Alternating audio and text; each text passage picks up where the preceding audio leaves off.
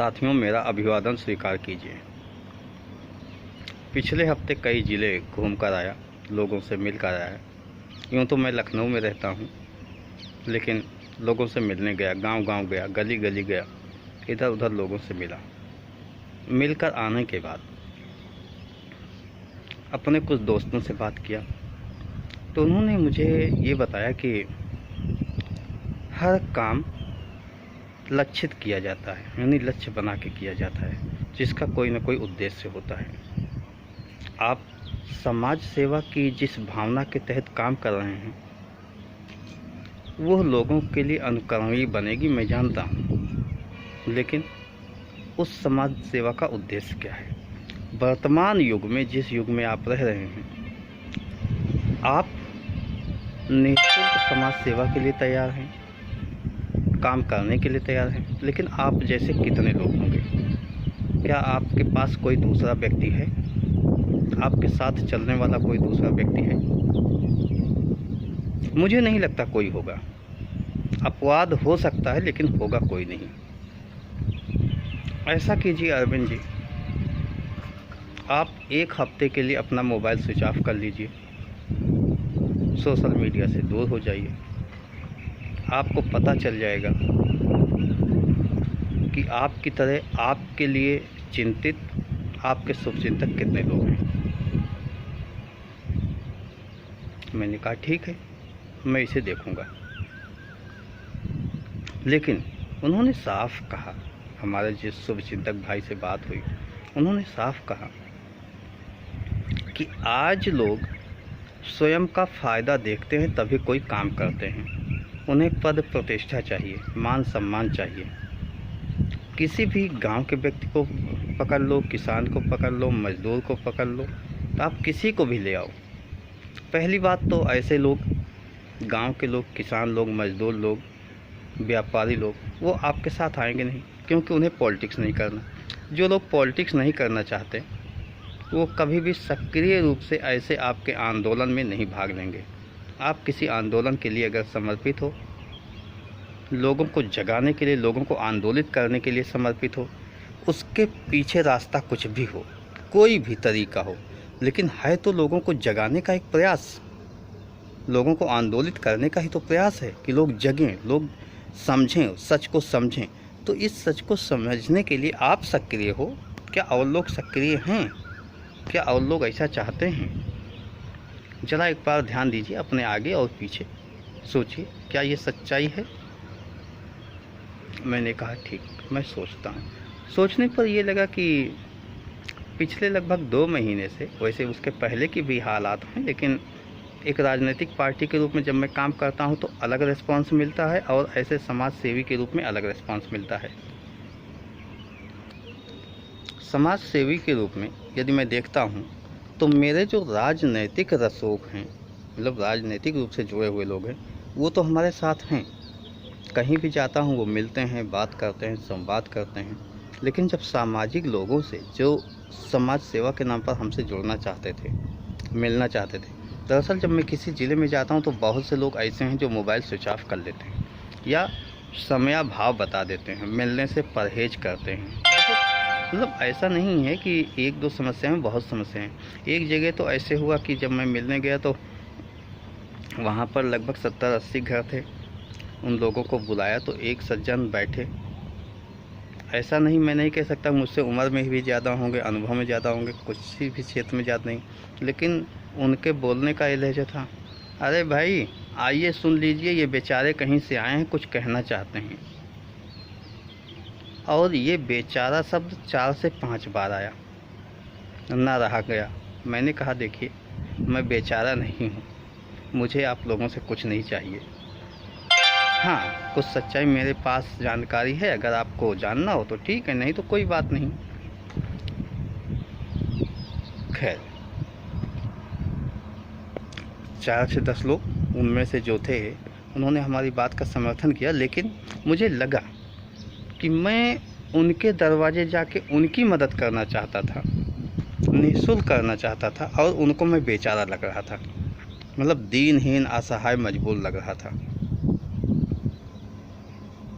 एक तो ये पॉइंट नोट करने वाली बात थी। दूसरा पॉइंट नोट करने वाली बात ये थी कि मैं एक दुकान पर गया, वहाँ पर क्या देखता हूँ लगभग 15 मिनट तक कोई रिस्पॉन्स ही नहीं हुआ। तो ये दो नकारात्मक ऐसे भाव थे जिसको कि समझना होगा। मैं ये नहीं कहता कि सभी लोग ऐसे हैं, लेकिन बहुतेरे केस में मैंने ऐसे देखा है कि नकारात्मक भाव ज़्यादा। उस समय कुछ लोग हमसे बहुत सकारात्मक होकर बात किए, लेकिन जब वापस आने के बाद फ़ोन करो तो औपचारिक फ़ोन रह जाता है, औपचारिक बातचीत रह जाती है। तो ऐसी बहुत सी समस्याएं देखने को मिली। फ़िलहाल उन सज्जन की बात को मैंने कहा कि ठीक है, मैं फॉलो करूंगा, और फॉलो करने के लिए मैं लगातार 2 दिन तक अपना फ़ोन स्विच ऑफ रखा। 2 दिन के बीच मेरे किसी दोस्त ने ये नहीं बताया कि फला दोस्त ने या फला ने आपको फ़ोन करने का प्रयास किया। मिस कॉल अलर्ट पर अवश्य फ़ोन लगा था, उसमें 4 से 10 फ़ोन पर डे का था। व्हाट्सएप मैसेज बहुत से थे, लेकिन कहीं भी ऐसा नहीं लगा कोई चिंतित हो हमारे लिए, कोई परेशान हो। यह बात मैं अपने एक बहुत ख़ास व्यक्ति से कहा कि वास्तविक सच तो यही है। तो उसने कहा इसमें कहने वाली क्या बात है, बिल्कुल ये सच है। पिछले 8 दिन से मेरा मोबाइल ख़राब था, मेरा फ़ोन स्विच ऑफ था, किसी ने नहीं कांटेक्ट किया। आप बताइए, आपको लोग जानते हैं कि आपके माध्यम से हम तक पहुंचा जा सकता है, क्या आपसे किसी ने कोई कांटेक्ट किया? मैंने कहा बिल्कुल नहीं किया। कहीं इस सच को आपको समझना होगा कि लोग आपको उसी समय तक याद रखते हैं जब तक आप सामने दिखते हो। आप कितनी भी उनकी मदद कर दो, कितनी भी समाज सेवा कर दो, व्यक्तिगत उनकी मदद कर दो, कोई किसी को नहीं याद रखता। लोग अपने माँ बाप को नहीं याद रखते हैं, 10 सेकंड रखता नहीं कि प्राण गए, उसके बाद लोग भूल जाना चाहते हैं, तुरंत घर से लाश भी निकाल देना चाहते हैं, और लाश जलाया नहीं, दफनाया नहीं कि आते ही काम धंधे पे लगने का प्रयास करते हैं। यानी आप जो कह रहे हो वो सच है। तो मुझे एक समर्थन और मिला। अब एक बात तो स्पष्ट हो गई कि किसी भी काम को करने के लिए लोगों का फ़ायदा हो, यह सुनिश्चित करना बहुत आवश्यक है। और यह सीख मेरे व्यक्तिगत या उनके लिए नहीं, हम दोनों जितना सक्रिय, मैं मानता हूँ कि मेरे आसपास तो लोग हो सकते हैं, लेकिन उस सज्जन से जिससे मेरी बात हुई, उसके आसपास इस देश का, मतलब पूरे भारतवर्ष का कोई भी व्यक्ति आसपास नहीं पहुंच सकता। अब सच्चाई सामने है, सच्चाई सामने थी। निश्चित ही वीडियो लाइव होने के पहले ही मैं अपना फ़ोन स्विच ऑफ करके इसको स्वयं भी देखना चाहूँगा। और वीडियो तो अभी आज बन रहा है, लेकिन वीडियो कम से कम 1 हफ्ते 10 दिन बाद ही ये लाइव होगा, प्रसारित होगा। और उस समय मैं देखूँगा कि स्थितियाँ क्या हैं, कितने लोगों ने याद किया। और तब तक आपके कमेंट की प्रतीक्षा भी करूँगा। जब लाइव होगा तो मैं सच भी देखूँगा। लेकिन एक बात तय हो गई कि लोगों का जिसमें फ़ायदा हो, प्रत्यक्ष फ़ायदा हो। ऐसा नहीं कि सामाजिक कार्य करता तो उसका फ़ायदा ना होता, पूरी समाज को फ़ायदा होता, लेकिन जिसमें लोगों का प्रत्यक्ष फ़ायदा हो वही करना उचित होगा। अदरवाइज़ श्रेष्ठकर होगा कि कुछ अलग तरीके के काम किए जाएं, या मैं पॉलिटिकल जिस फील्ड में था वहीं काम करूं।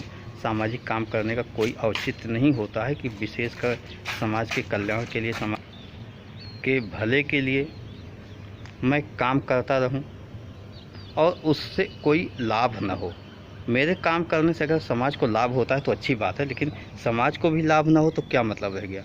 समाज को लाभ कब होगा? जब समाज के लोग साथ जुड़ेंगे। मेरे पॉलिटिकल साथी लोग जुड़ रहे हैं, जो मेरे व्यक्तिगत व्यवहार के लोग हैं वो साथ जुड़ रहे हैं, लेकिन उससे ही सामाजिक बदलाव नहीं किया जा सकता। मैं ये भी मानता हूँ कि वो समय नहीं रहा जब गौतम बुद्ध निकले थे, महावीर जैन निकले थे, स्वामी विवेकानंद निकले थे, काशी राम निकले थे, मुलायम सिंह। मैं उस तरीके से ना निकल सकता हूँ, ना वो युग है, ना उस तरीके से किया जा सकता है। ये तो आपको समझना होगा, क्योंकि समय काल बदल चुका है, परिस्थितियाँ बदल चुकी हैं, और उस तरीके से किया भी नहीं जा सकता। और मेरे लिए तो संभव ही नहीं, क्योंकि मैं तो उन लोगों से बहुत भिन्न हूँ, बहुत दूर हूँ, और मैं एक सामान्य सा व्यक्ति हूँ। उनमें अपार त्याग की भावना थी, वो शायद अपार त्याग की भावना मुझ में नहीं है। और शायद हमारे साथ जितने भी समाज सेवी हैं ये विश्वकर्मा वंशी जितने भी समाज सेवी, किसी में वो त्याग की भावना नहीं है। अगर त्याग की भावना होती, किसी भी जात में होती, किसी भी वर्ग में होती, किसी भी संप्रदाय में होती, तो हमारे जो तमाम पॉलिटिशियन हैं वो दिन दूनी रात हजार गुनी की दर से संपत्ति नहीं इकट्ठा कर रहे होते, उन पर आरोप प्रत्यारोप न लग रहे होते। आप देख रहे हो कि कहीं कोई प्रदेश जल रहा होता है, हमारे मुखियाओं को चिंता ही नहीं होती। कहीं घटना दुर्घटना होती है तो किसी को कोई चिंता ही नहीं होती। इसका मतलब ही यही है कि वो त्याग की भावना जो उन लोगों में थी, उस त्याग की भावना आज नहीं है। कोई व्यक्तिगत हो सकता है त्याग कर, लेकिन उतना तो नहीं कर सकता है। तो ऐसी बातें हैं, इस पर आप अपने विचार लिखिएगा। और आपके सामने ये वीडियो लाइव होगा, उसके पहले मेरा फ़ोन स्विच ऑफ भी होगा और मैं इसे परखना भी चाहूँगा कि वास्तविक सच कितना है। धन्यवाद, फिर मिलेंगे अपने और अनुभवों के साथ। ओके।